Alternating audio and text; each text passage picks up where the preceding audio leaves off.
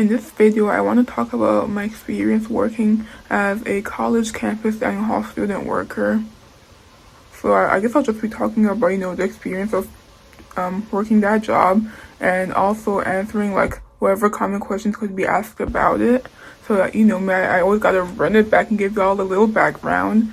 So I no longer work there. I quit like basically just this semester. But I will say that this is the longest job that I've ever held, and that I've had ever since my freshman year of college. So I've been working there for almost 3 years, because I don't work there during the summer, so they're not even open during the summer. I worked the majority of freshman year, entirety of sophomore year, then first semester of junior year. That's around the 2.5 year mark. So I'll start with, I guess, like how I found and got a job in the interview process. So I found a job because the summer before I entered college, I was eligible for work study funds, and so I was looking like on my school's website for like their work study job listings, and I found this job. I was deciding between either this job or a tutoring job, but the tutoring job took place in a whole different town.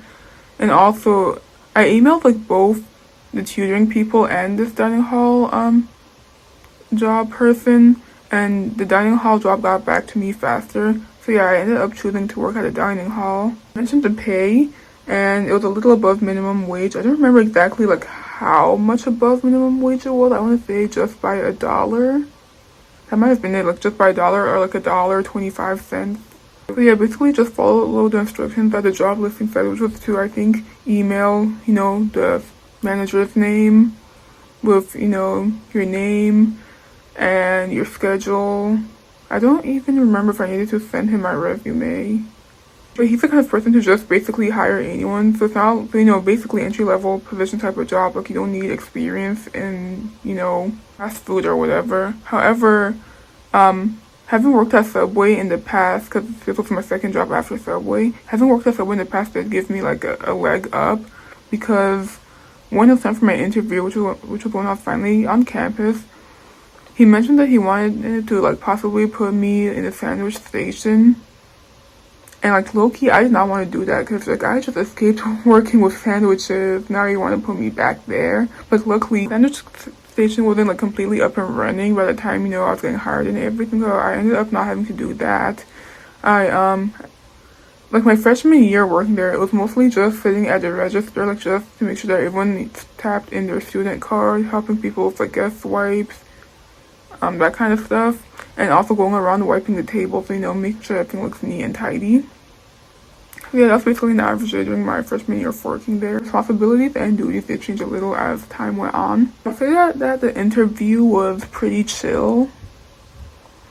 Like he sent me an email telling me like he gave me a general range of time to come in for the interview, and I remember that it was on Labor Day because it was a Monday and no school. So I came in. I let the person at the register know that I was there to meet with the manager for like a job interview, and then I found out that the manager was standing like only a couple of feet away. So I guess that he was just like standing there talking to another supervisor, like another manager, just like waiting for me and just like chilling and being there in case anyone needed him. The interview was pretty chill.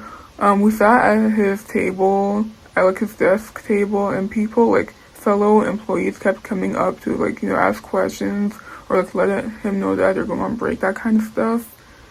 But yeah, that reminds me that I did indeed send in my resume, because I just mentioned that the Subway, having worked at Subway in the past, gave me like a little bit of a leg up, or like he mentioned it. So I'm like, hey, I did send in my resume then.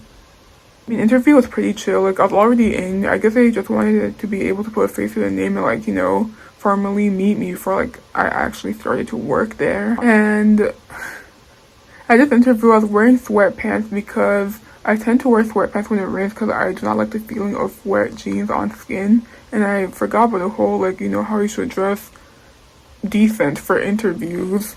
So I just pulled up wearing sweatpants and carrying my umbrella and something else I got from like an event that I had gone to earlier that day. Not very professional of me. For the dress code, we basically just got a shirt, like a polo shirt with a few buttons up top. I'm not wearing it right now. That I would wear, and I would always wear a long sleeve under it because I get cold easily, so I can easily adjust the temperature. Like, if I'm too hot, I can just roll up the sleeves. If I'm getting cold, I just lace the sleeves down. And yes, we were allowed to wear like jacket or like other outerwear, which is what I used to do. I used to always wear a hoodie and like have it zippered up before I got like the uniform polo shirt. So it took I think like 1 or 2 months before like my supervisors noticed I didn't have the uniform shirt and they finally got me one. And for training, I'll say that training basically wasn't needed, or like you kind of learn along the way. But like you don't get like a full day dedicated to training, or you don't have like videos to watch outside of, outside of work or whatever. I'm not gonna lie, I don't even remember my first day that much. I just think that it might have been on a Saturday because I know that I used to work weekends at some point. And I remember that breaks were basically like foreign to me because back when I used to work at Subway, I only got a break once in my entire 1 year of working there. So like when the supervisor told me that I could go on break, I was like a little shocked because I'm like, I'm not used to getting breaks. So the first time I got a break, it was a 15-minute break. And I just sat there and went on my phone because I didn't know what else to do. And then, like, the second time that I had a break, I asked my supervisor if I could eat, or like if there was an employee discount, or if I had to like tap in my card again. And he was like, "Yeah, for sure, go eat." And like, just wanted to make sure, because coming from Subway, where I didn't have like an employee discount or like free food or anything, just wanted to make sure. But yeah, it was good being able to, eat during my break, get the energy back up, and because, I'm basically around the food all day. And the shifts weren't that long. My freshman year, I used to work from 2 to 8:30, which is like, what, 6.5 hours? Actually depends, because I think the shortest shift available is like 3 or 4 hours. The longest shift available, at least for us student workers, maybe around like a 6-7 hour mark. And here, the law is that if someone is working more than 6 hours, then they have to take an unpaid 30-minute break. Meanwhile, if you're doing under 6 hours, you get a 15-minute break and it's paid. So I also used to work Mondays at some point, the first semester of my freshman year, because I didn't have classes till like 4:30 or 4:40 or something. And I'll work from 10 a.m. to either 2 or 3 p.m. I don't remember exactly. I just remember that I'll get a 15-minute break, and that I'll have like low-key a good amount of time before my class, like once I finished the shift. So let me tell you guys how the average day would look like. For like the first semester of my freshman year, that mostly consisted of either sitting at a register and wiping down tables. Then the second half of my freshman year, as in the second semester of my freshman year, that consisted of mostly wiping tables and also serving foods to the students. The first semester of my sophomore year, that was mostly wiping tables. And that's when I used to work like 6-hour shifts. So I'll get that unpaid 30-minute break. So I'd work from 10 a.m. to like 4:30. In the second semester of my sophomore year, that's when I would work Friday and Saturday. On Friday, it would be, I believe that both times were the same actually. Like the hours I would work on both Friday and Saturday. I believe that it would be from 4:30 to 8:30. So 4 hours, and I'll get a 15-minute break in between. Then first semester of my junior year, I worked all weekend, and yeah, same thing, 4:30 to 8:30, so only 4 hours. And my tasks were pretty much still the same, as in just wiping the tables. The problem with wiping the tables is that this is one of the smaller dining halls on campus.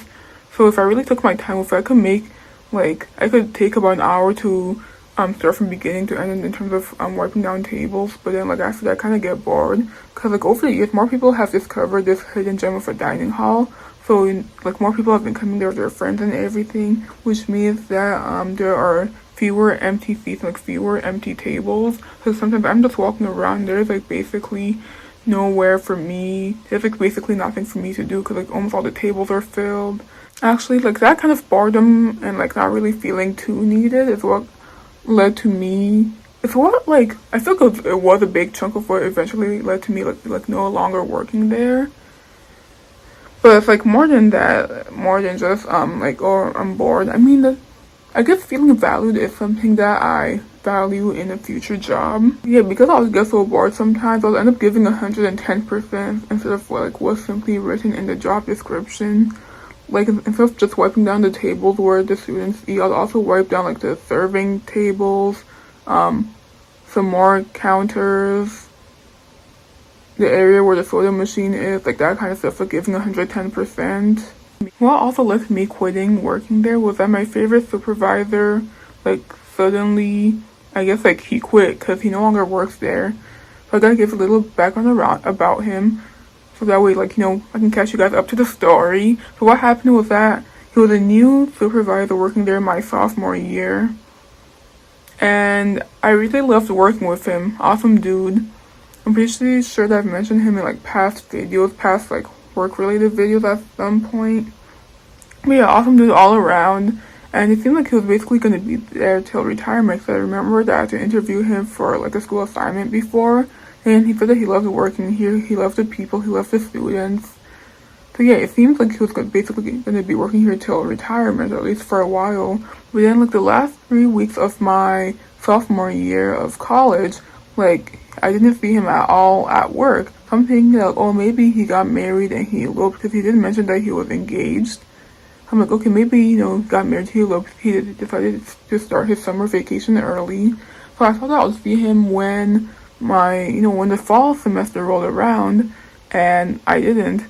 So I kept seeking out for him, and I really wanted to ask my fellow coworkers about him, but I didn't want it to seem like, I guess, flippant, if that's the right word. But when I finally saw some of my coworkers, would be like, oh my gosh, Mira, I haven't seen you in so long, how have you been? And I didn't just want to be like, where's my favorite supervisor? I didn't just want to blow them off and be like, where's my supervisor? I want to also, kind of match energy, be like, oh my gosh, I haven't seen you in a long time too, how have you been? I still haven't asked about it, because I don't know, in one of my dreams I kind of got closure about what happened, even though it's most likely not what actually happened.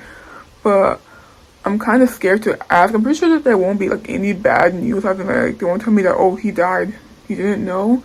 Oh my god, I feel bad for laughing. Like, yeah, no. I don't know, I was just like kind of scared of what I'd hear, I guess. I just decided to let it be. But I don't know, at one point I might ask like what happened to him. I'm normally not the type of person to do things for other people.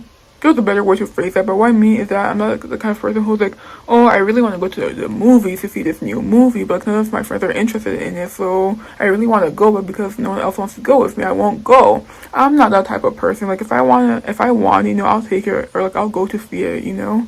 But I don't know, it's like when my favorite supervisor left, he also took like some of my happiness with him.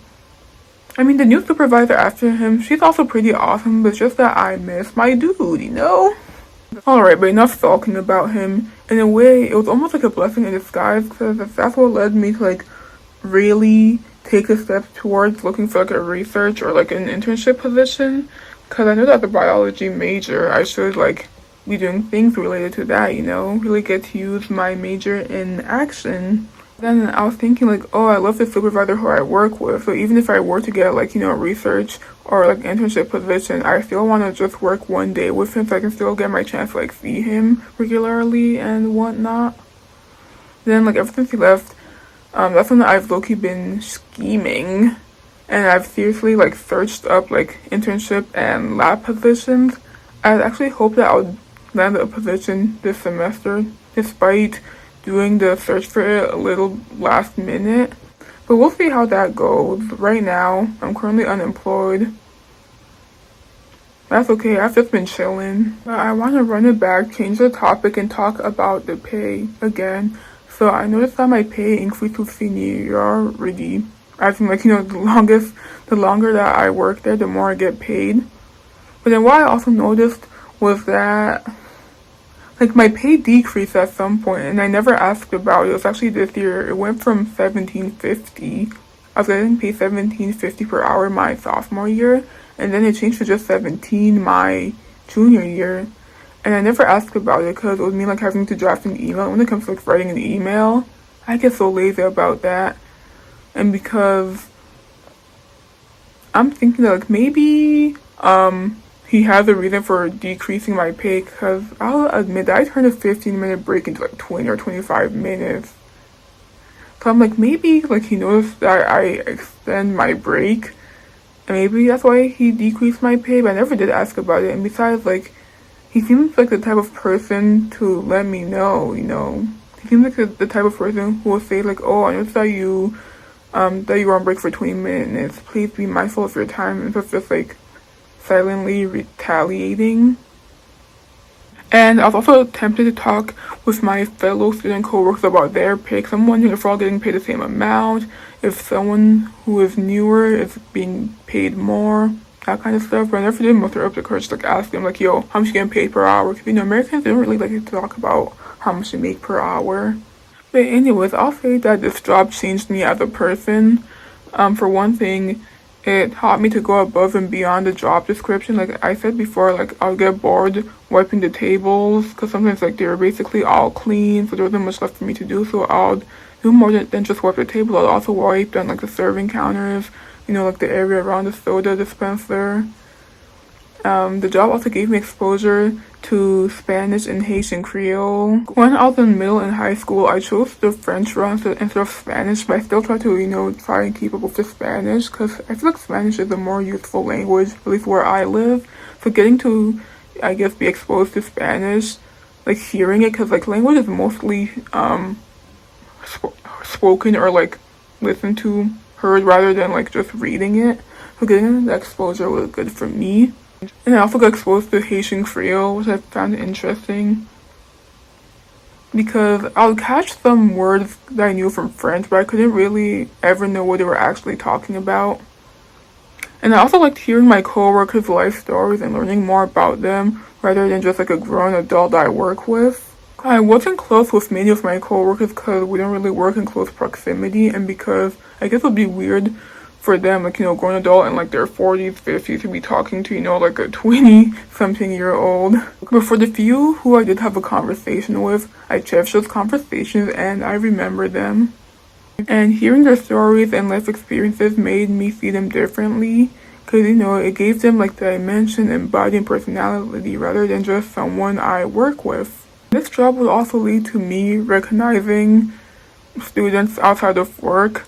Because some of them, they just have like, you know, pretty distinct face or like distinct features, like maybe brightly colored hair or something. So I see them like outside of the dining hall, like maybe on campus, and I recognize them. I don't know if they recognize me too, but I recognize them. I never said hi or anything. It's not like we're buddies like that. But yeah, I think that's basically all for the video. You know, I answered a bunch of possibly common questions that could be asked and told you guys about my experience working there. Like, you know what, let me talk more about the experience working there. Since this dining hall is smaller, more of a hidden gem. I mean, maybe not so hidden of a gem anymore.